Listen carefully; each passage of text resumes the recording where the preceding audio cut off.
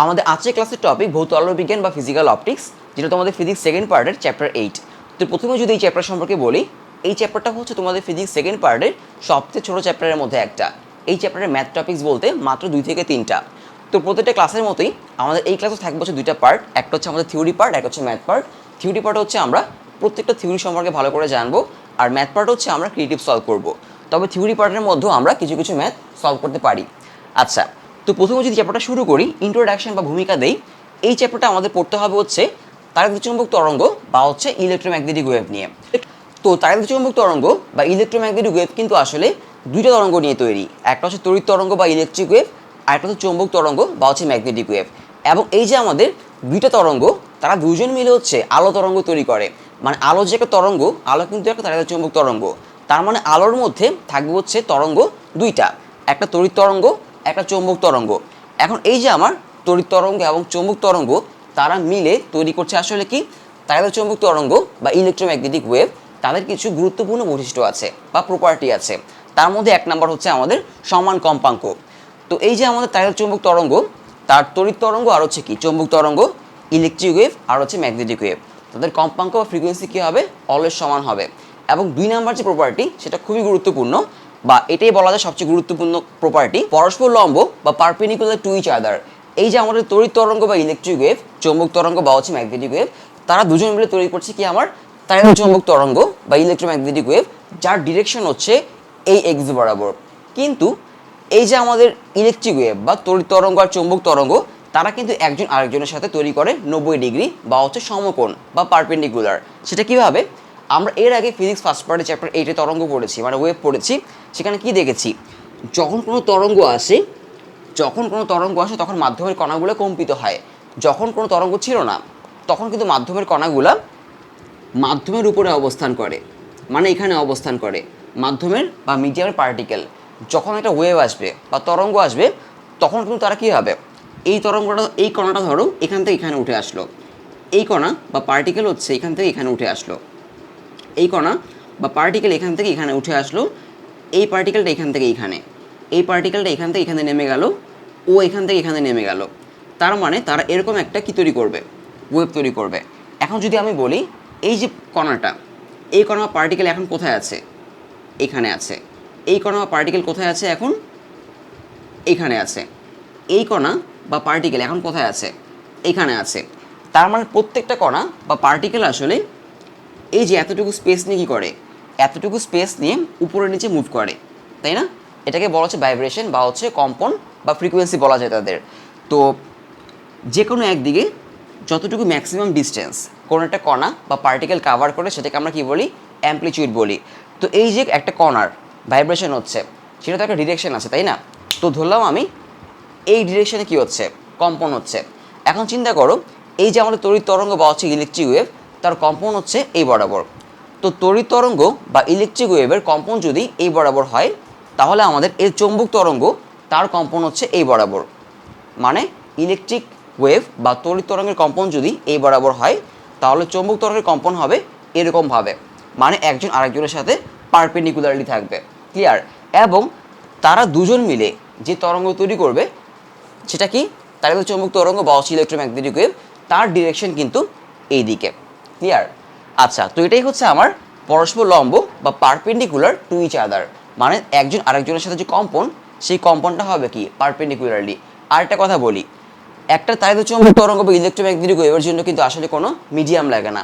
আমরা এর আগে ফার্স্ট পার্টে যে তরঙ্গ পড়েছি, সেটা ছিল কি আমাদের মেকানিক্যাল ওয়েভ বা যান্ত্রিক তরঙ্গ। তার জন্য কি লাগতো, মিডিয়াম লাগতো। কিন্তু তার জন্য কোনো মিডিয়াম লাগে না।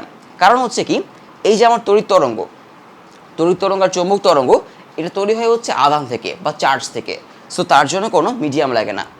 আচ্ছা, এরপর আসি হচ্ছে আমরা ই ক্রস বি আলোর বেগের দিক নির্দেশ করে। এর মানে আসলে কি, আমরা একটু আগে জানলাম ই আর বি দুইটা তরঙ্গ বা ওয়েভ মিলে হচ্ছে কি তৈরি করে, আলোক তরঙ্গ বা হচ্ছে ইলেকট্রোম্যাগনেটিক ওয়েভ, যার ডিরেকশন হচ্ছে কোন দিকে, এই দিকে। তো আমরা এখন দেখব যে ই ক্রস বি কীভাবে আলোর বেগের দিক নির্দেশ করে। আমরা কিন্তু ভেক্টরে পড়েছি, কি পড়েছি, এ ক্রস বি। এ ক্রস বি যদি আমি করি, তাহলে আমরা পাই কি এ বি সাইন থিটা, তাই না? এ ক্রস বি করে পাই হচ্ছে আমরা এ বি সাইন থিটা। এখন তোমাদের মনে আছে কি না, দুইটা ভেক্টরকে যদি আমরা ক্রস মাল্টিপ্লাই করি, তাহলে আমরা যা পাই সেটা কিন্তু কি একটা ভেক্টর, মানে হচ্ছে এ ক্রস বি করে আমি যা পাবো সেটা হবে আরেকটা ভেক্টর, সি ভেক্টর, তাই না? এখন যেহেতু এ ক্রস বি করে আমি একটা কি পাচ্ছি, ভেক্টর পাচ্ছি, তার মানে এই যে সি ভেক্টর, এই সি ভেক্টরে কিন্তু কি আছে, একটা ডিরেকশন আছে, এবং এই সি ভেক্টরের ডিরেকশন কোন দিকে একটু খেয়াল করে দেখো। এটা যদি এ ভেক্টর হয়, এটা যদি বি ভেক্টর হয়, তাহলে এ ক্রস বি করে, এ ভেক্টর আর বি ভেক্টর দুটো ভেক্টর, আমরা যদি এ ক্রস বি করি তাহলে যে ভেক্টরটা পাওয়া যাচ্ছে সি ভেক্টর, তার ডিরেকশন হবে হচ্ছে রাইট হ্যান্ড রুল দিয়ে বের করতে হবে এরকম, মানে এ থেকে বি এর দিকে হাত ঘোরাবো, তাহলে এই অ্যাঙ্গেলটা হচ্ছে আমার সি ভেক্টরের ডিরেকশন, মানে হচ্ছে এরকম। যদি আমার এইটা এ ভেক্টর হয়, এইটা এ ভেক্টর, আর এই যে গ্রিন গ্রিন কালার এটা হচ্ছে যদি বি ভেক্টর হয়, তাহলে সি ভেক্টর হবে কোন দিকে, এই যে এরকম, মানে তোমাদের দিকে। সো আমি যদি এই মার্কারটা দিয়ে দেখাই সি ভেক্টরের ডিরেকশন, তাহলে জিনিসটা দেখতে এরকম হবে। এটা হচ্ছে আমার এ ভেক্টর, এটা এ ভেক্টর, এটা হচ্ছে আমার বি ভেক্টর, তাহলে সি ভেক্টর হবে এ আর বি এর সাথে পারপেন্ডিকুলার। ক্লিয়ার? এখন খেয়াল করে দেখো, এটা তো আমাদের এ, তাই না? এটা আসলে এর জায়গায় আমি লিখবো হচ্ছে এখন ই, এর জায়গায় লিখবো কি আসলে ই, কারণ এই যে ই আর বি, ই হচ্ছে আমার তড়িৎ তরঙ্গ বা হচ্ছে ইলেকট্রিক ওয়েভ, বি হচ্ছে আমার চৌম্বক তরঙ্গ বা হচ্ছে ম্যাগনেটিক ওয়েভ। তারা দুজন কিন্তু আগে থেকেই পারপেন্ডিকুলার ছিল, তাই না? তো ই আর বি হচ্ছে আগে থেকেই পারপেন্ডিকুলার। এখন আমি যদি ই ক্রস বি করি তাহলে কি হবে? আমি যদি ই ক্রস বি করি তাহলে পাবো হচ্ছে ইবি, ইবি সাইন থিটা, তাই না? এখন ই ক্রস বি করে আমি যেটা পাবো সেটা কিন্তু একটা ভেক্টর, তাই তো? তো যেহেতু ই ক্রস বি করে আমি যেটা পাচ্ছি সেটা একটা ভেক্টর, এবং সেই ভেক্টরের ডিরেকশন হচ্ছে ই আর বি এর সাথে পারপেন্ডিকুলার, মানে এরকম।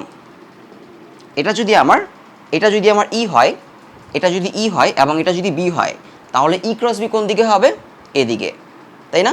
এটা ই, এটা বি, তাহলে ই ক্রস বি হবে আমার এরকম, যেটা ই আর বি এর সাথে পারপেন্ডিকুলার, এবং এই যে ডিরেকশনটা, এটাই হচ্ছে আমার তাড়িত চুম্বক তরঙ্গ বা হচ্ছে আমার ইলেকট্রোম্যাগনেটিক ওয়েভের ডিরেকশন, মানে হচ্ছে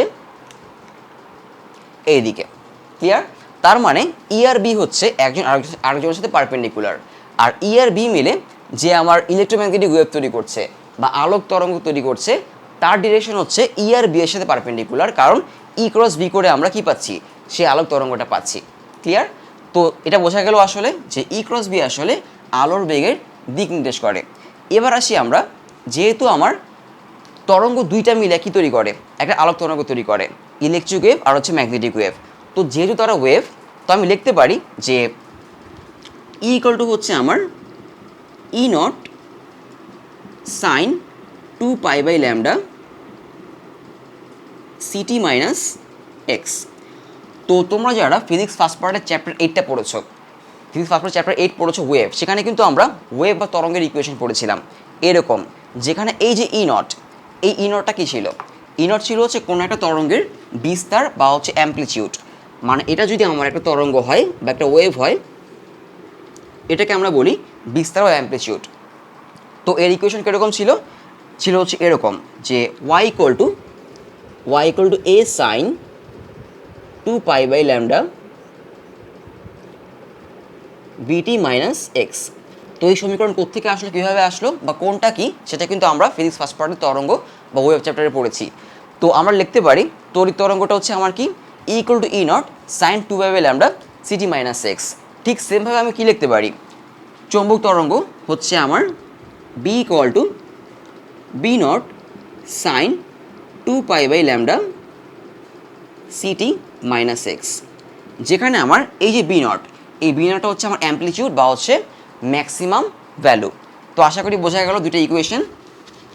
এরপর আমরা এখান থেকে আসবো হচ্ছে ম্যাক্সওয়েল। ম্যাক্সওয়েল হচ্ছে আমাদের এই তড়িৎ তরঙ্গ আর চৌম্বক তরঙ্গ নিয়ে কাজ করেছে, এবং এই সায়েন্টিস্ট মানে ম্যাক্সওয়েল আসলে এই যে তড়িৎ তরঙ্গের ম্যাক্সিমাম ভ্যালু মানে অ্যাম্পলিটিউড কোনটা আমার ই নট, আর চৌম্বক তরঙ্গের ম্যাক্সিমাম ভ্যালু বা অ্যাম্পলিটিউড বা বিস্তার হচ্ছে আমার কি বি নট, এদের মধ্যে একটা সম্পর্ক স্থাপন করেছে। সেটা কি? সেটা হবে হচ্ছে এরকম, যে E not equal to C B not. তার মানে বলতে পারি যে E not divide B not equal to কত আমার সি। এটা হচ্ছে ম্যাক্সওয়েল ই নট আর বি নটের মধ্যে একটা সম্পর্ক দিয়েছে। শুধু এটাই না, ম্যাক্সওয়েল আরেকটা ফর্মুলা এখানে দিয়েছেন, সেটা হচ্ছে এইটা, যে এই যে সি হচ্ছে আমাদের আলোর বেগ বা হচ্ছে স্পিড অফ লাইট। এই সি ইকুয়াল টু ম্যাক্সওয়েল বলেছে যে সি ইকুয়াল টু হচ্ছে 1/√μ0 ε0। তোমরা যারা স্ট্যাটিক ইলেকট্রিসিটি বা স্থির তড়িৎ আর হচ্ছে চৌম্বক মানে চ্যাপ্টার 4 চ্যাপ্টারটা পড়েছো, সেখানে দেখবা আমরা এই যে ε0 আর μ0 নিয়ে কাজ করেছি। ε0 আসলে কি? শূন্য মাধ্যমে তড়িৎ ভেদন যোগ্যতা বা হচ্ছে পারমিয়াবিলিটি। তো এটা হচ্ছে আমার তড়িতের জন্য বা ইলেকট্রিসিটির জন্য পারমিয়াবিলিটি, এটা হচ্ছে আমার চৌম্বকের জন্য পারমিয়াবিলিটি। এরা আসলে কি? এরা আসলে কোনো একটা মিডিয়ামে তড়িৎ বল বা চৌম্বক বল কতটুকু কাজ করবে সেটা হচ্ছে এদের উপর ডিপেন্ড করে। তো নট দিয়ে বোঝায় হচ্ছে আসলে শূন্য মাধ্যম বা হচ্ছে ভ্যাকুয়াম বোঝায় আসলে। তো ই নটের একটা ভ্যালু ছিল আর মিউ নট তারও একটা ভ্যালু ছিল। তো ই নট হচ্ছে আমাদের 8.85 10⁻⁻11। ইউনিটটা হবে কি? c² পার নিউটন পার মিটার স্কোয়ার। এটা আমরা স্থির তড়িৎ বা হচ্ছে স্ট্যাটিক ইলেকট্রিসিটিতে পড়েছিলাম। আর এই যে মিউ নট তারও একটা ভ্যালু আছে, সেটা হবে হচ্ছে mu not equal to 4π10⁻⁻7 tesla metre per ampere. Okay, তো এই ছিল হচ্ছে আমাদের তাড়িৎচুম্বক তরঙ্গ বা ইলেকট্রোম্যাগনেটিক ওয়েভের ইন্ট্রোডাকশন, যেখানে আমরা কি দেখলাম, একটা তড়িৎ তরঙ্গ বা হচ্ছে একটা ইলেকট্রিক ওয়েভ আর একটা চৌম্বক তরঙ্গ, তারা দুজন মিলে তৈরি করছে কি আমার ইলেকট্রোম্যাগনেটিক ওয়েভ, এবং যারা পরস্পরকে লম্ব এবং ওদের ক্রস মাল্টিপ্লিকেশন আসলে কি? তাদের ক্রস মাল্টিপ্লিকেশন আসলে আলোক তরঙ্গ বা হচ্ছে ইলেকট্রোম্যাগনেটিক ওয়েভের ডিরেকশন প্রকাশ করে। এটাই হচ্ছে আমাদের মেন কথা এখানকার। ওকে, এখন আমরা দেখবো হচ্ছে খুব ছোট একটা টপিক যেটাকে বলা হয় পয়েন্টিং ভেক্টর। খুব ছোট একটা টপিক, মাঝে মধ্যে এমসিকিউতে লাগে। এরপর হচ্ছে আমরা যাব নেক্সট টপিকে, বা বলা যায় এই চ্যাপ্টারের সবচেয়ে গুরুত্বপূর্ণ টপিক যেটা নিয়ে আমরা সামনে পড়বো আর কি।